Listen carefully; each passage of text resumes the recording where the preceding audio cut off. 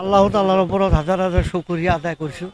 তাৰপিছতে যিবিলাক ৰাইজে মোক কাকৰিপাৰা ZPCত ভোট দিছে আৰু ভোট দিয়াৰ কাৰণে আজি ইমান দূৰ আগবাঢ়ি আহিলোঁ, তেওঁলোকৰ ওচৰতো মোৰ হিয়া ভৰা শ্ৰদ্ধা আৰু আন্তৰিক ভালপোৱা থাকিল।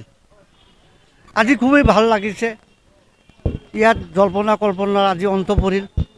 টছত মোৰ মিছেছে জয়লাভ কৰিছে চেয়াৰমেন হিচাপত, আৰু আমাৰ লগত থকা ৱাহিদুৰ ৰহমান ফেকামাৰী ZPCৰ মেম্বাৰ, তেওঁ ভাইচ প্ৰেছিডেণ্ট হিচাপে নিৰ্বাচিত হৈছে।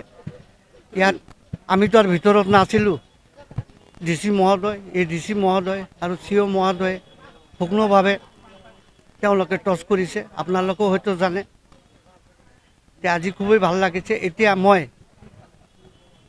দক্ষিণ শালমাৰা ৰাইজক, সচেতন মহল আৰু বুদ্ধিজীৱী ৰাইজক মই এটাই অনুৰোধ কৰোঁ, তেওঁলোকে সুপৰামৰ্শ যাতে আগবঢ়ায়।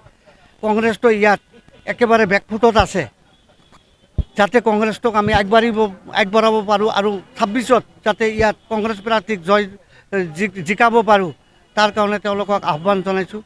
সুপৰামৰ্শ যাতে দিয়ে, আৰু আমাৰ জিলাখন বহুত পিছপৰা জিলা, আপোনালোকেও জানে। যাতে এই জিলাখনক কেনেকৈ আগবঢ়াব পাৰোঁ বা ইয়াৰ বিভিন্ন সমস্যা সমাধান কৰিব পাৰোঁ, তাৰ কাৰণে আপোনালোকৰ জৰিয়তে মই অনুৰোধ জনাইছোঁ।